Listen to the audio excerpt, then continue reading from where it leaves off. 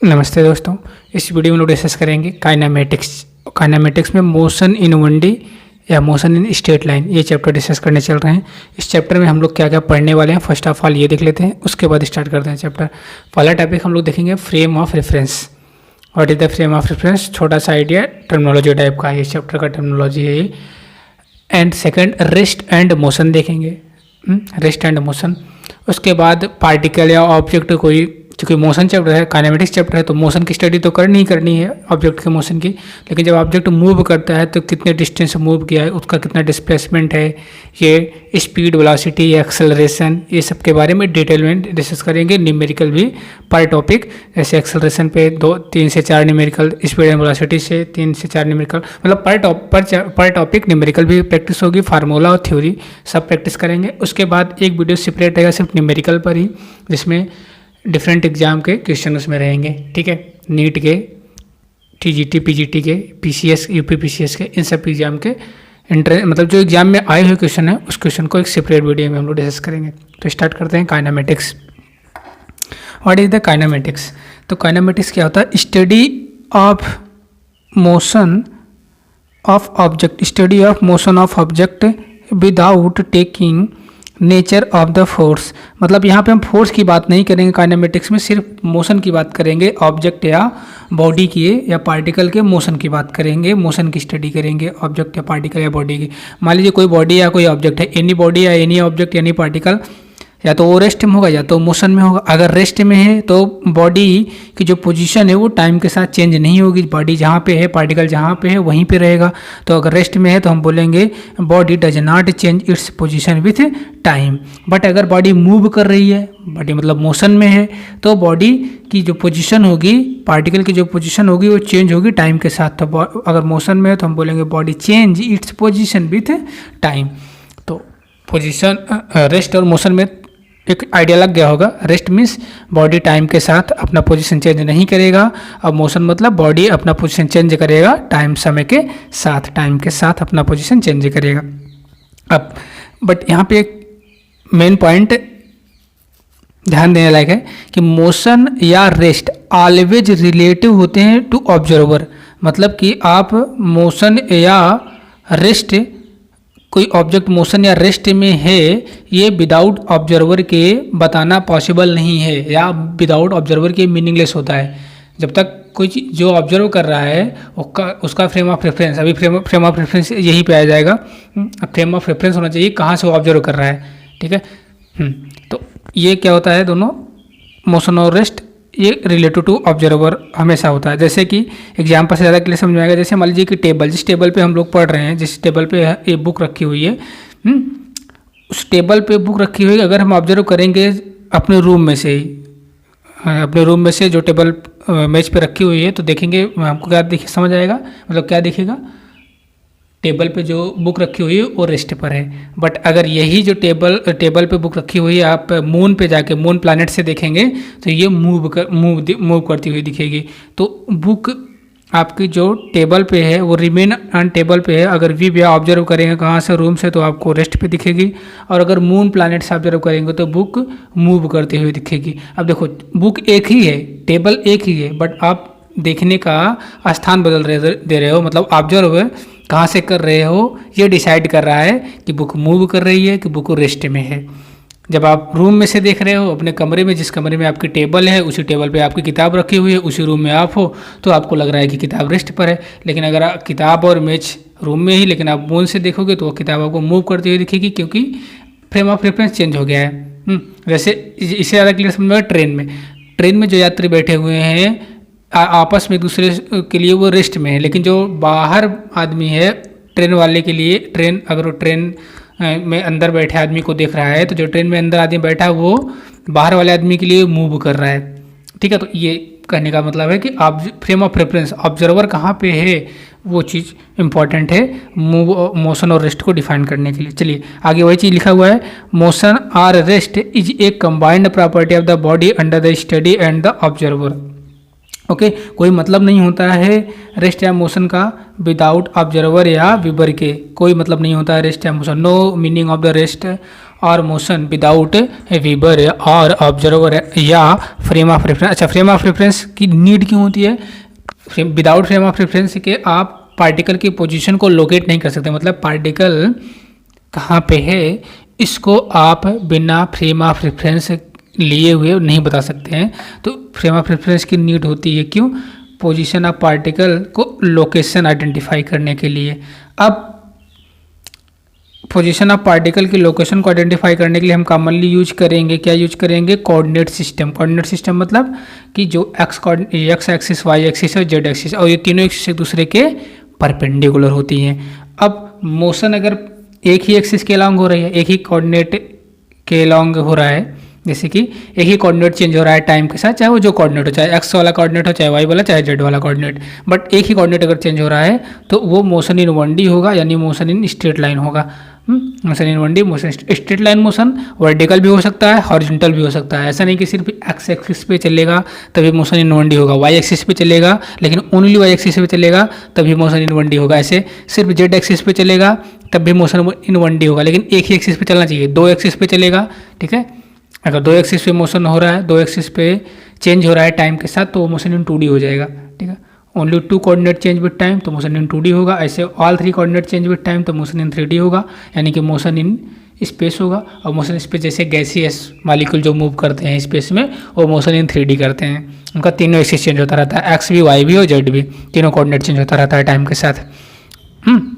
जबकि motion in plane में x coordinate और वाई कोऑर्डिनेट टाइम के साथ चेंज होता रहता है। और जो हम चैप्टर भी पढ़ रहे हैं इसमें सिर्फ एक ही कोऑर्डिनेट चेंज होता है टाइम के साथ, जो कि मोशन इन 1D पढ़ने चल रहे हैं, या मोशन इन स्ट्रेट लाइन। अब फ्रेम ऑफ रेफरेंस आप अपने प्रॉब्लम के अकॉर्डिंग चूज कर सकते हैं। अगर प्रॉब्लम में नहीं दिया हुआ है फ्रेम ऑफ रेफरेंस तो आप फ्रेम ऑफ रेफरेंस ग्राउंड को लेंगे। Ground not mention then ground is taken frame of reference, तो FOR का मतलब फ्रेम ऑफ रेफरेंस हो गया। तो आई होप कि काइनेमेटिक्स का फ्रेम रेस्ट और मोशन में आपको अंतर पता चल गया होगा। रेस्ट का मतलब सिंपल सा कि अगर बॉडी की पोजीशन टाइम के साथ चेंज नहीं हो रही तो रेस्ट में है, और बॉडी की पोजीशन टाइम के साथ चेंज हो रही है तो वो मोशन कर रहा है। बट रेस्ट और मोशन के लिए मोर इंपॉर्टेंट है frame of reference, observer, frame of reference या ऑब्जर्वर। विदाउट उसके रेस्ट और मोशन को आप डिफाइन नहीं कर सकते हो। अब आते हैं हम अगले टॉपिक पे, डिस्टेंस। ये तो थ्योरेटिकल टॉपिक था, अब आते हैं हम लोग डिस्टेंस एंड डिस्प्लेसमेंट। अच्छे से करेंगे वो टॉपिक पूरा क्लियर कट, जितना फार्मूला, थ्योरी, न्यूमेरिकल सब कुछ करेंगे डिस्टेंस एंड डिस्प्लेसमेंट पे। अब देखिए डिस्टेंस क्या होता है, डिस्टेंस एंड डिस्प्लेसमेंट। डिस्टेंस जैसे कि नॉर्मल डेफिनेशन तो ये total length of the path cover by the particle in definite time interval. एक निश्चित समय अंतराल, एक निश्चित समय काल में पार्टिकल जितना पाथ कवर कर ले, जितना पाथ कवर कर ले, उस पाथ की लेंथ को ही बोलेंगे डिस्टेंस, ठीक है।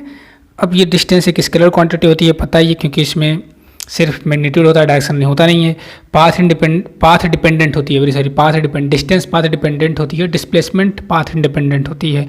और डिस्टेंस जो है आपका कभी भी जीरो नेगेटिव नहीं हो सकता है। तो ये कुछ पॉइंट आपको ध्यान देने हैं कि डिस्टेंस के बारे में। डिस्टेंस क्या होता है? Total length of the path, total length of the path covered by the particle in definite time interval called distance. कैसी क्वांटिटी है? स्केलर क्वांटिटी है। पाथ डिपेंडेंट है कि इंडिपेंडेंट है?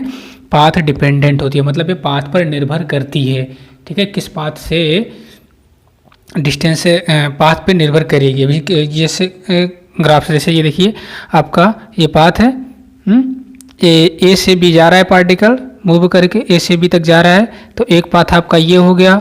ये पाथ लेंथ जितनी इस पाथ की लेंथ होगी वो डिस्टेंस हो जाएगी ACB, और फिर ये दूसरा वाला पाथ ADB, ये सब क्या हो जाएंगे? डिस्टेंस हो जाएंगी। AEB ये भी क्या हो जाएगा? डिस्टेंस हो जाएगा। तो डिस्टेंस और टोटल पाथ लेंथ जो होता है वही होता है डिस्टेंस एक डिफिनिट टाइम इंटरवल में, ओके। और डिस्टेंस ध्यान देना है कभी भी जीरो नेगेटिव नहीं होता। जबकि डिस्प्लेसमेंट क्या होता है? Displacement is a minimum displacement is a minimum distance between initial and the final position. तो इनिशियल और फाइनल पोजीशन के बिटवीन जो मिनिमम दूरी होती है उसी को बोलते हैं डिस्प्लेसमेंट। इस सबको पता होगा, बेसिक 9th-10th में पढ़ के आए हैं डेफिनेशन। और ये एक वेक्टर क्वांटिटी है क्योंकि इसमें डायरेक्शन और मैग्नीट्यूड दोनों होता है इसका डिस्प्लेसमेंट का। ये पाथ इंडिपेंडेंट, इससे पाथ से नहीं मतलब है डिस्प्लेसमेंट को। इनिशियल पोजीशन क्या है और फाइनल पोजीशन क्या है, कैसे गया है, किस पाथ से होके गया है, इससे नहीं मतलब। इनिशियल पोजीशन और फाइनल पोजीशन के बीच की जो मिनिमम दूरी है वही होती है डिस्प्लेसमेंट। ध्यान देना, डिस्प्लेसमेंट कुछ भी हो सकता है, पॉजिटिव, नेगेटिव, जीरो, जबकि डिस्टेंस जो हो सकता है कभी भी जीरो और नेगेटिव नहीं हो सकता है। तो आप ग्राफ भी ध्यान दीजिएगा और ग्राफ में मतलब इससे आप समझ सकते हो कि ये डिस्टेंस कौन सा है, कौन सा, ये ए से बी तक, यहाँ पे ए सी बी ए वाला, ए डी बी ये वाला पाथ और ए ई बी ए वाला पाथ, ये तीनों पाथ क्या शो कर रहे हैं, डिस्टेंस को शो कर रहे हैं। और ए से बी की जो मिनिमम डिस्टेंस है ये डिस्प्लेसमेंट शो कर रही है। तो डिस्टेंस और डिस्प्लेसमेंट में क्लियर कट डिफरेंस पता चल गया होगा। अब नोट पॉइंट करके थोड़ा सा ध्यान देना है, इसको भी नोट करके। क्या, अगर मोशन किसी पार्टिकल, ऑब्जेक्ट या कोई बॉडी स्ट्रेट लाइन में मोशन कर रही है, 1D मोशन शो कर रही है, तो उस पार्टिकल, बॉडी या ऑब्जेक्ट का डिस्टेंस डिस्प्लेसमेंट क्या होगा, इक्वल होगा। मोशन अगर स्ट्रेट लाइन में हो रहा है या 1D मोशन है, कोई पार्टिकल 1D मोशन शो कर रहा है, तो डिस्टेंस और डिस्प्लेसमेंट आपस में एक दूसरे के इक्वल होंगे। बट अगर 1D मोशन नहीं है तो नॉर्मली होता क्या है, डिस्टेंस डिस्प्लेसमेंट से बड़ा होता है या बराबर होता है। मतलब हर एक ये होता है, ये नॉर्मली ये हमेशा फॉलो होगा। ये कभी नहीं होगा कि डिस्प्लेसमेंट बड़ा होगा डिस्टेंस से। डिस्टेंस या तो डिस्प्लेसमेंट से बड़ा होगा या तो डिस्प्लेसमेंट के बराबर होगा।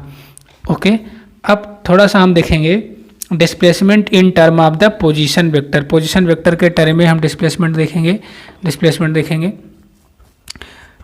ओके, अब यहाँ से जैसे एक्स एक्सिस है, ये वाई एक्सिस है और ये जेड एक्सिस है, 3 एक्सिस है।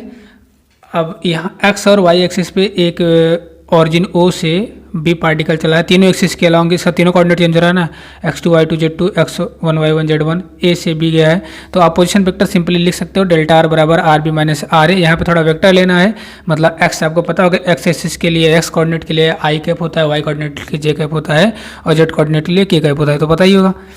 वैसे वेक्टर में पढ़ेंगे हम लोग, एक्स डायरेक्शन में अगर पार्टिकल जा रहा है तो आई कैप, इसके लिए जे कैप, और जो डायरेक्शन जा रहा है तो के कैप। ऐसे उल्टा कर देंगे, निगेटिव के लिए नेगेटिव एक्स जा रहा है तो माइनस आई कैप, नेगेटिव वाई जा रहा है तो माइनस जे कैप और नेगेटिव जेड जा रहा है तो नेगेटिव के कैप। तो ये पता होगा वही चीज़ है बस।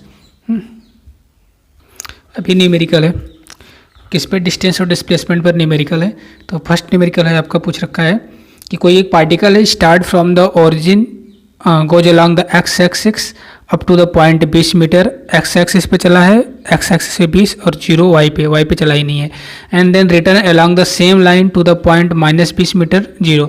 तो सेम लाइन पे वो दोबारा रिटर्न हो गया है और रिटर्न होकर -20 मीटर एक्स निगेटिव एक्सिस में चला है और 0 वाई एक्सिस पे कुछ नहीं चला है। तो ऐसी पार्टिकल की पोजीशन और डिस्प्लेसमेंट हमको फाइंड आउट करनी है। अब देखिए यहाँ पे अगर आप फिगर ड्रा कर रहे हैं, मतलब फिगर समझने की कोशिश करेंगे, बना के इसको क्वेश्चन करेंगे, या सिंपल सा आपको दिख रहा है कि पहले बोला है कि 20 मीटर चला है एक्स एक्सिस के अलॉन्ग, ठीक है, तो ये 20 मीटर चल दिया, ठीक है। 0 एक्स, ये एक्स वाई में अगर देखें 0 0 शुरू में ऑरिजिन पे ओ पे था और ए तक गया, ये 20 मीटर गया है, तो एक्स एक्सिस गया है 20 आई कैप और वाई पे तो कुछ नहीं गया है।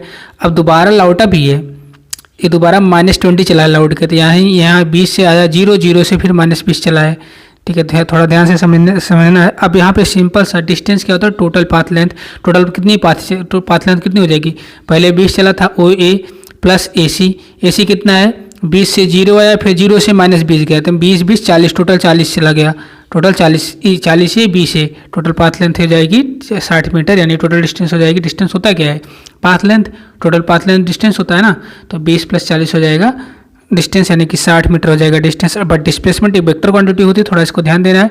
डिस्प्लेसमेंट क्या होता है, इनिशियल और फाइनल पोजीशन के बिटवीन मिनिमम डिस्टेंस। तो इनिशियल पोजीशन और फाइनल पोजीशन की बिटवीन मिनिमम डिस्टेंस क्या हो जाएगी इसकी, इनिशियल पोजीशन इसकी थी कितना 20 आई कैप, शुरू से 0 से लेके यहाँ तक गया है 20, और फाइनल क्या हो गया इसकी -40, और -40 सॉरी हाँ माइनस 40 क्योंकि निगेटिव में आया ना, तो माइनस 40 आई कैप, तो दोनों को आप क्या कर देंगे 20 आई कैप प्लस माइनस 40 आई कैप, तो माइनस 20 आई कैप इसका डिस्प्लेसमेंट आ जाएगा। आई कैप ये बता रहा है निगेटिव में कि ये माइनस एक्स एक्सिस पे मूव किया है, इसका जो डिस्टेंस है माइनस एक्स एक्सिस की तरफ गया है ये पार्टिकल। चलिए क्वेश्चन नंबर सेकंड, ये सिंपल सा क्वेश्चन है सेकंड नंबर। अभी डिफरेंट एग्जाम में आए हुए क्वेश्चन करेंगे, ठीक है। अभी बेसिक क्वेश्चन कर रहे हैं, इजी क्वेश्चन जो कि डायरेक्ट फार्मूले बेस्ड है, या थोड़ी थ्योरी से थ्योरी पे पकड़ अच्छी बन जाएगी। चलिए क्वेश्चन नंबर सेकंड रेड करते हैं। एक कार को, ये कार है वो मूव की है किधर, कहाँ से कहाँ तक, O to D, O से लेके ए O है और ये आपका D है। थोड़ा ध्यान दीजिए। अब क्वेश्चन में 1 मिनट, क्वेश्चन में आपका ये 3 मीटर दे नहीं रखा है, थोड़ा ये ध्यान देना है। 3 मीटर आपका दे नहीं रखा है क्वेश्चन में, ऐसा क्वेश्चन है, ठीक है। अब क्या है कि O से D गया यानी पाथ OABCD है, तो distance travel and it's net displacement, इस कार का, इस जो कार गई है O से D तक ऐसे घूम घूम के, पहले O से A तक गई 8 किलोमीटर, फिर A से B आई 4 किलोमीटर, फिर B से C गई 4 किलोमीटर, फिर C से D गई 1 किलोमीटर।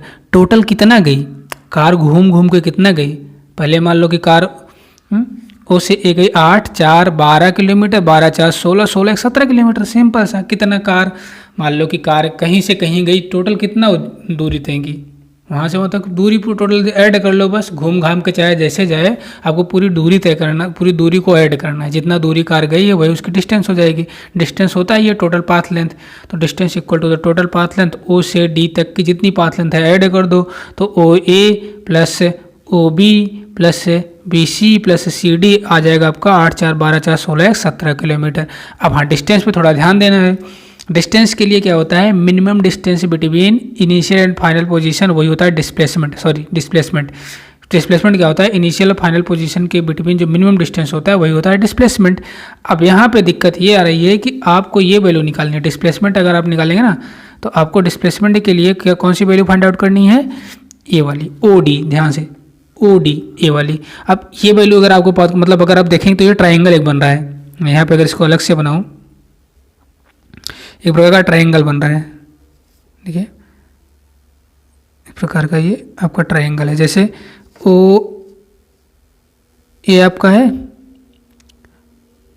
ये वाली वैल्यू नहीं पता है आपको, यहाँ से यहाँ तक की भी पता चल जाएगी, लेकिन फिर उसके बाद ये वाली चीज़ यहाँ से यहाँ तक की, मतलब जहाँ पे D पॉइंट है, ठीक है, और ये O तो है, तो यहाँ से यहाँ तक का वैल्यू कितना जाएगा, जब यहाँ से लेके यहाँ तक 8 किलोमीटर है, ये आधे पे, वैसे फिगर में टोटल आधा नहीं बन पाया, आधा ऐसे हो जाएगा।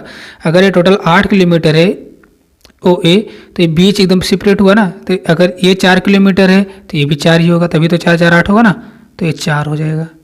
और इस वाले पर फोकस करिए ज़रा, ये वाला CD की लेंथ 1 किलोमीटर, बट ये AB की लेंथ 4 किलोमीटर, और दोनों इक्वल है ना, ये भी 4 है, ये भी 4 ही है, तो ये अगर 1 ही किलोमीटर थी, बचा कितना 3, तो 3 किलोमीटर हो गया।